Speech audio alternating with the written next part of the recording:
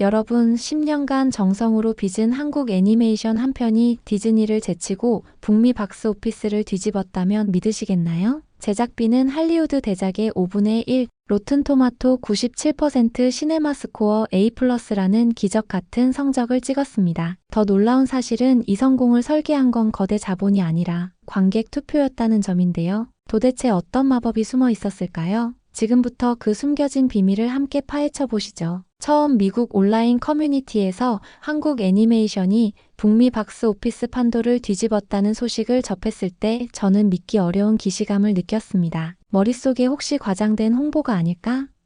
하는 생각도 잠깐 스쳤지만 모니터를 스크롤하자마자 제 눈앞에 펼쳐진 수치와 관객 반응은 과장이 아니라 사실임을 증명하고 있었어요. 작품의 제목은 더 킹 오브 킹즈, 제작사는 한국의 모팩 스튜디오, 연출과 각본은 장성우 감독, 촬영은 김우영 감독이 맡았다는 정보가 제 심장을 쿵 하고 울렸습니다. 저는 곧장 공식 박스오피스 통계를 확인했고 그 순간 제 숨소리가 모니터에 들릴 정도로 떨렸습니다. 개봉단 2주 만에 제작비 360억 원을 모두 회수하며 손익분기점을 훌쩍 넘었다는 소식, 그리고 북미 메이저 체인에서 상영관을 연이어 확대하고 있다는 사실이 제 눈앞에 펼쳐졌거든요. 로튼 토마토 신선도 97%, 시네마스코어 어플러스, 메타크리틱 평균 점수 95점이라는 경이적인 기록은 덤이었고요. 특히 성경 소재 애니메이션이 비판적인 미국 평단에게서까지 이렇게 높은 점수를 획득한 전례가 거의 없다는 점에서 이 결과는 더욱 특별했습니다. 그 성공의 이면을 파헤쳐 보니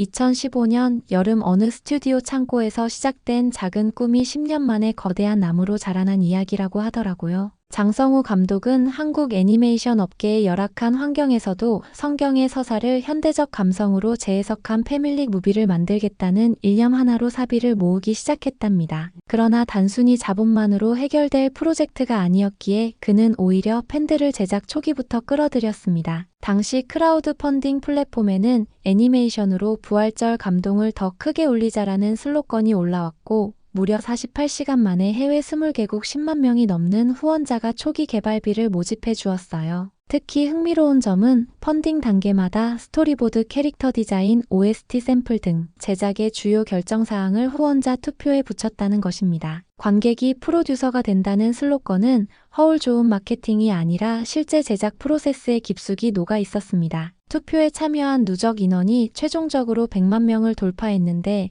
그중 절반 이상이 북미 관객이었으니 개봉 전에 이미 견고한 팬덤이 구축된 셈이죠. 모팩 스튜디오는 기존 한국 애니 제작 환경과는 달리 신입 중견 베테랑을 가리지 않고 글로벌 협업을 전제로 팀을 편성했다고 합니다. 유럽 출신 라이팅 아티스트, 일본 출신 애니메이터, 미국 출신 시나리오 컨설턴트가 비대면 파이프라인으로 실시간 피드백을 주고받았고 덕분에 한국적 영상미와 헐리우드식 스토리 구조의 결합이 자연스럽게 구현되었다고 해요. 제작비 360억 원이라는 숫자만 보면 결코 적지 않지만 헐리우드 스튜디오의 평균 애니메이션 제작비가 2천억 원을 훌쩍 넘는다는 점과 비교하면 고효율 저비용 전략이 얼마나 절박했는지 짐작하실 수 있을 겁니다. 결국 완성된 더 킹 오브 킹즈는 러닝타임 112분 가운데 절정인 8분 20초 십자가 시퀀스를 위해 전체 제작 기간의 30%를 소비했다고 합니다. 장성우 감독은 예수의 고통을 잔혹하게 묘사하는데 집착하기보다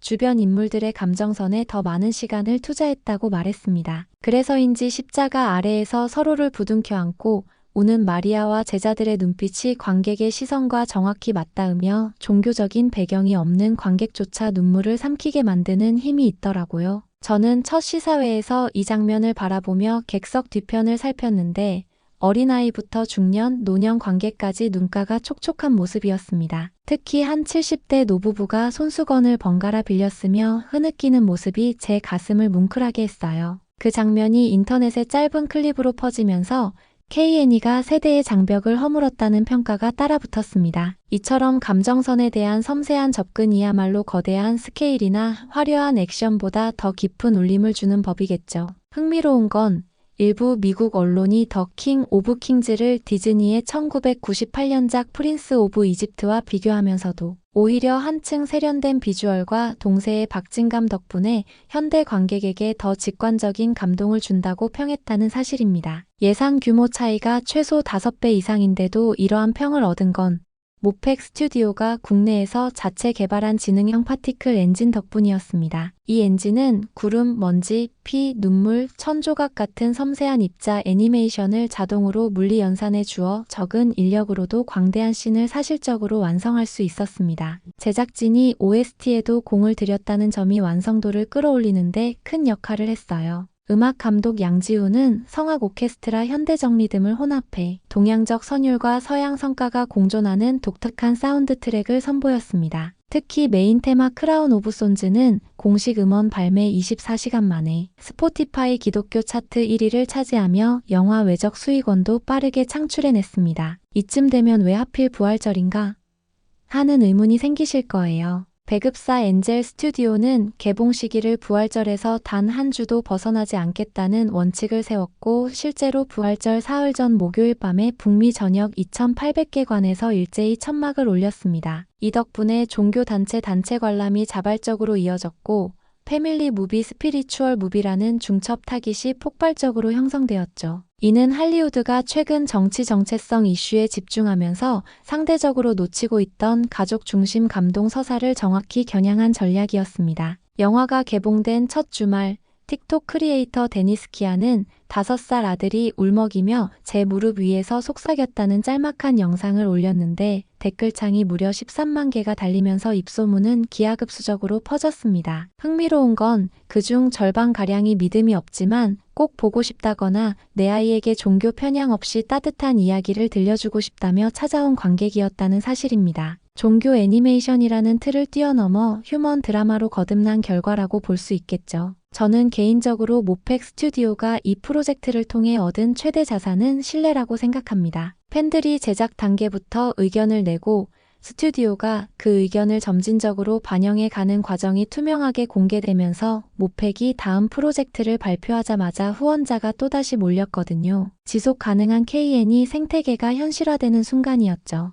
이 성공을 지켜본 헐리우드 관계자들은 양가 감정을 보였다고 해요. 한편으론 새로운 경쟁자의 등장이라는 위기감, 다른 한편으론 협업하면 시너지가 클 것이라는 기대감이 공존했다는 거죠. 실제로 모펙 스튜디오는 최근 미국의 중견 배급사와 공동 제작을 체결했다는 기사가 나왔습니다. 금액 규모는 공개되지 않았지만 이는 한국 애니메이션이 더 이상 해외 하청으로만 존재하는 단계에서 벗어나 주도적 파트너로 인정받기 시작했다는 증거라고 할 수 있겠죠. 장성우 감독은 인터뷰에서 다음 작품 역시 믿음과 사랑의 본질을 탐구하되 이번엔 아시아와 아메리카 원주민 신화를 교차시켜보겠다고 밝혔습니다. 이 말 한마디에 글로벌 펀딩 커뮤니티가 들썩였고 더 킹 오브 킹즈 후원자들이 새로운 게시판을 열어 아이디어를 쏟아내기 시작했어요. 이처럼 창작자와 팬의 거리가 급격히 좁혀진 환경에서는 관객이 곧 자본이고 자본이 곧 마케팅이며 마케팅이 곧 흥행 성적이 되는 선순환이 체화됩니다. 영화의 절정을 이야기하다 보니 문득 제 학창 시절이 떠올랐습니다. 저는 청소년기의 애니메이션을 통해 처음으로 타인의 고통에 공감한다는 감정을 배웠거든요.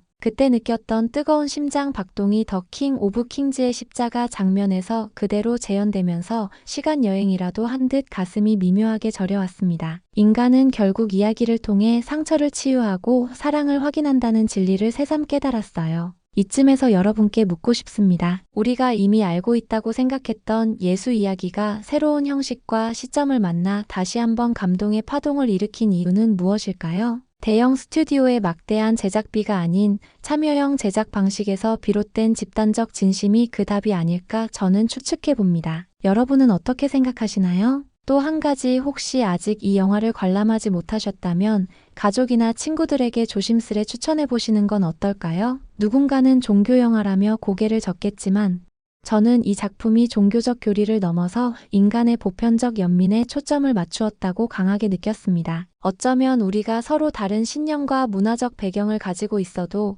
같은 장면에서 눈물을 흘릴 수 있는 이유가 바로 거기에 있을 겁니다. 끝으로 모펙 스튜디오와 엔젤 스튜디오의 협업이 보여준 K&E의 글로벌 도전은 이제 막 첫 장을 넘겼을 뿐입니다. 앞으로 이들이 어떤 스토리와 기술로 우리를 또다시 놀라게 할지 기대되지 않으시나요? 제 영상이 도움이 되셨다면 구독과 좋아요, 알림 설정으로 함께 해주세요. 여러분의 작은 클릭이 한국 애니메이션의 또 다른 도전을 한 걸음 앞당기는 기적을 만들지 모릅니다. 긴 이야기 끝까지 함께 해주셔서 진심으로 감사합니다.